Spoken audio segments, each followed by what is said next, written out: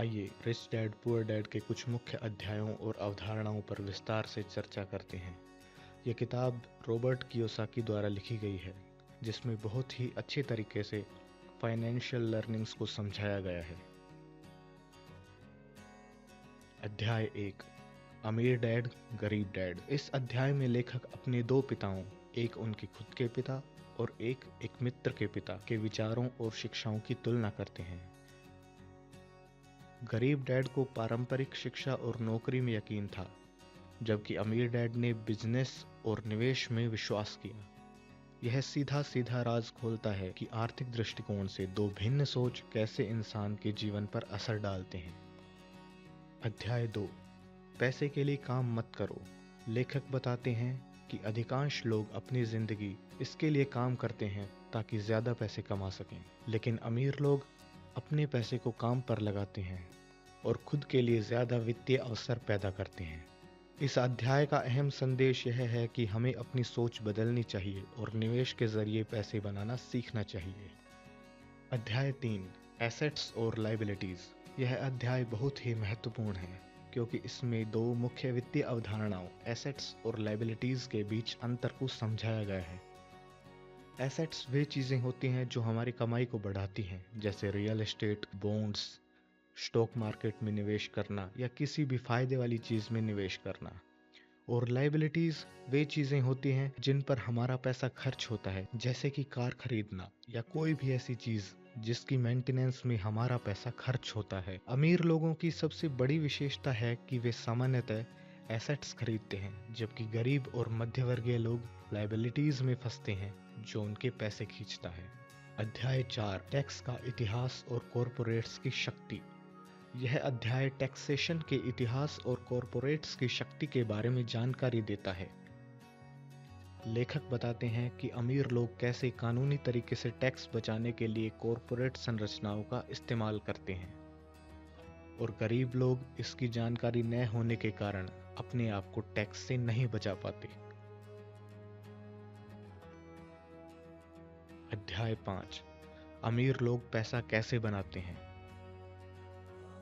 इस अध्याय में लेखक हमें बताते हैं कि किस तरह अमीर लोग अपनी संपत्ति का निवेश करते हैं और अपने पैसे को बढ़ाते हैं। Stock market, real estate, business ventures और अन्य इनकम जनरेटिंग एसेट्स के बारे में जानकारी दी गई है और वे हमेशा ऐसी चीजें ढूंढते हैं जिनसे उनकी इनकम बढ़ती रहे। अध्याय 6, काम की ताकत का प्रयोग करो। यह अध्याय जीवन में मेहनत और काम के महत्व को बताते हुए कहता है कि हम केवल पैसे के पीछे भागने के बजाय अपने जुनून और क्षमता का पीछा करें।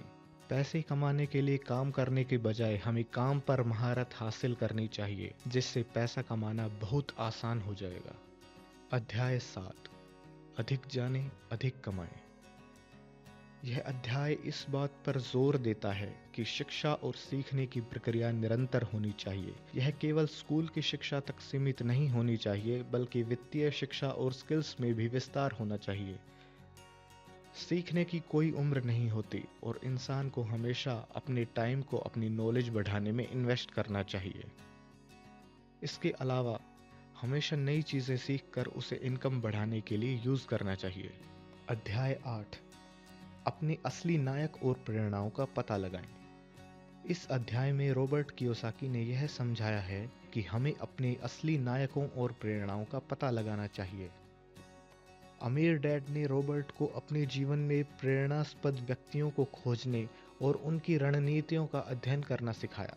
यह अध्याय इस बात पर जोर देता है कि हमारे नायक हमारे मार्गदर्शक और प्रेरणा स्रोत होते हैं, जिनसे हम मूल्यवान सबक सीख सकते हैं। अध्याय 9, शुरुआती असफलताओं से न घबराएं। इस अध्याय में लेखक बताते हैं कि अगर हम सफल होना चाहते हैं तो हमें असफलता से नहीं डरना चाहिए। अमीर डैड ने हमेशा रॉबर्ट को बताया कि असफलता सफलता की सीढ़ी होती है।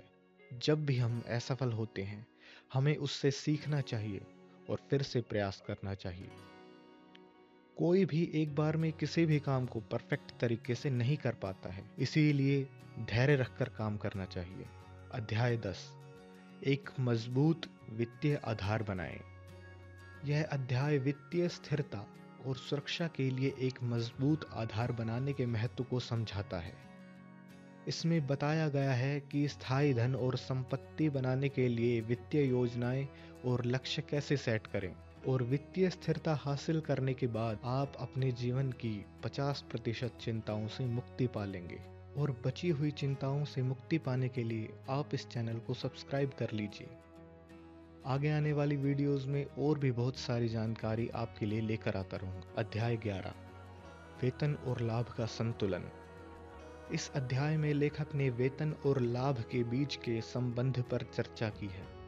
वे बताते हैं कि हमें केवल वेतन पर निर्भर नहीं रहना चाहिए, बल्कि अपने निवेश से प्राप्त लाभ को भी महत्व देना चाहिए। जब हमारा निवेश उपज बढ़ाए तो यह हमारे लिए अतिरिक्त आय का स्रोत बनता है, और यही हमें आखिरकार फाइनेंशियल फ्रीडम की ओर लेकर जाएगा।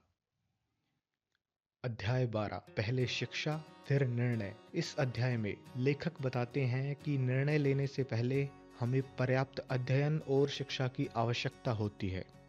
गलत निर्णय से आर्थिक नुकसान हो सकता है, इसलिए समझदारी से सोचना और पर्याप्त जानकारी जुटाना महत्वपूर्ण है। सारांश। इस पुस्तक का सबसे महत्वपूर्ण संदेश यह है कि वित्तीय बुद्धिमत्ता सबसे महत्वपूर्ण है। न केवल नौकरी बल्कि निवेश और बिजनेस के माध्यम से संपत्ति बनाना भी महत्वपूर्ण है। हम अपने सोच और दृष्टिकोण को बदलकर आर्थिक स्वतंत्रता हासिल कर सकते हैं। शिक्षा और सीखने का अमूल्य महत्व है, खासकर वित्तीय शिक्षा। नेटवर्किंग और संपर्क निर्माण का महत्व बताया गया है, जिससे नए अवसरों का पता चले और अमूल्य जानकारियों का आदान प्रदान हो सके। जोखिम और सुरक्षा। जोखिम के महत्व और इसे कैसे प्रबंधित करें के बारे में बताया गया है। अमीर लोग जोखिम लेने से नहीं डरते, वे इसे समझदारी से लेते हैं और सही निर्णय लेते हैं। वित्तीय सलाह। अमीर लोग बहुत सारे वित्तीय परामर्श प्राप्त करते हैं और उन्हीं का पालन करते हैं। यह उनकी वित्तीय बुद्धिमानी और सफलताओं का एक अहम कारक है। निष्कर्ष। रिच डैड पुअर डैड हमें सिखाती है कि मानसिकता को बदलकर सही वित्तीय ज्ञान प्राप्त करके और रणनीतिक निवेश के जरिए हम आर्थिक रूप से सशक्त बन सकते हैं। यह वित्तीय स्वतंत्रता की दिशा में एक आवश्यक मार्गदर्शिका है, जिसमें केवल धन संचय ही नहीं बल्कि धन के सही संचालन और निवेश का भी मार्गदर्शन दिया गया है। अगर आपको और भी गहराई से किसी विशेष हिस्से या अध्याय पर जानकारी चाहिए तो कमेंट करिए। ऐसी ही और वीडियोस देखने के लिए चैनल को सब्सक्राइब करिए। Thank you.